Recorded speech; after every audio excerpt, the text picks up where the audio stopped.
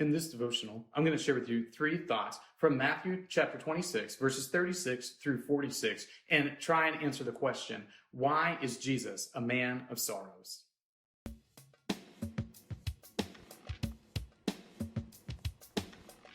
Matthew chapter 26, verses 36 through 46 says, "Then Jesus went with them to a place called Gethsemane, and he said to his disciples, 'Sit here while I go over there and pray.'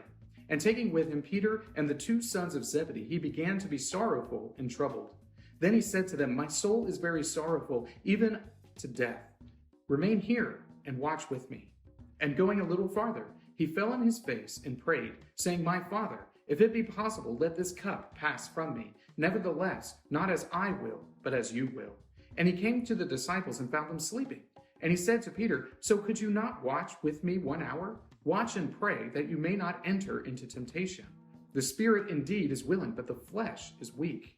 Again, for the second time, he went away and prayed, 'My Father, if this cannot pass unless I drink it, your will be done.' And again he came and found them sleeping, for their eyes were heavy. So leaving them again, he went away and prayed for the 3rd time, saying the same words again. Then he came to the disciples and said to them, 'Sleep and take your rest later on. See, the hour is at hand, and the Son of Man is betrayed into the hands of sinners. Rise, let us be going. See, my betrayer is at hand.'" Jesus is the man of sorrows. He's the man of sorrows spoken of in Isaiah 53. He is the suffering servant, that person that God uses to accomplish his ultimate will with regard to the salvation of his people. Jesus is a man of sorrows because he suffers greatly at the hands of sinful men, so that ultimately God's people can be brought into fellowship with him.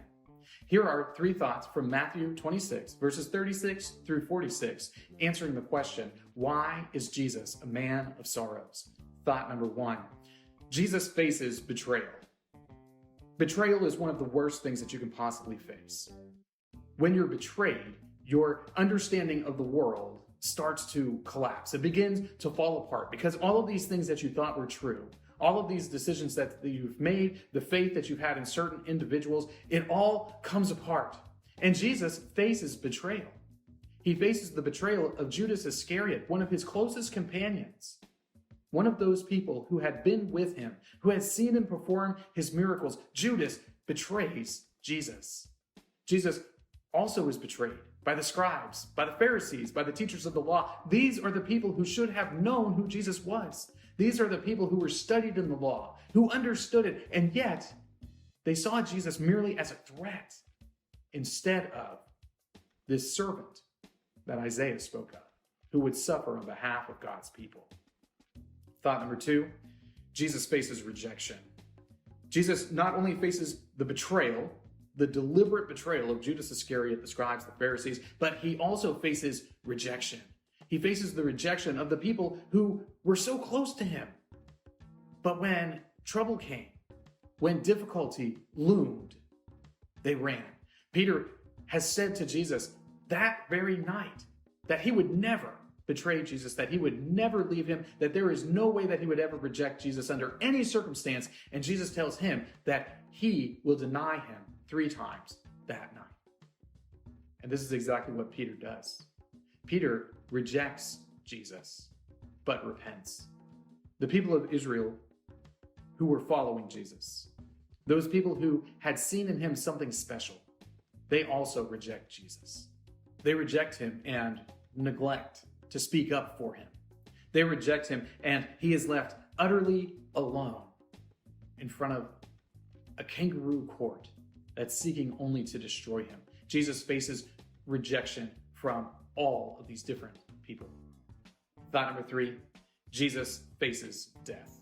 Jesus is a man of sorrow because he ultimately faces death. And this is particularly difficult because Jesus has not sinned. Jesus has not violated the holiness of God. He has not broken the law at any point. You and I, we have broken God's law. We have followed in the footsteps of our spiritual father Adam and rejected God's law in favor of our own desires. But Jesus never did that, and yet he is facing death. His prayer that he prays to the Father helps us to see that him facing death is not something that was easy. It was profoundly difficult. He is going to experience the wrath of God, his Father. And because of this, he is a man of sorrows. These three thoughts come from the assigned reading of Matthew chapters 26 through 28. If you'd like to read through the Bible with me, you can do so by subscribing to this channel, by clicking on the link in the description, or by joining the Facebook group Through the Bible, where we are reading the text of Scripture together.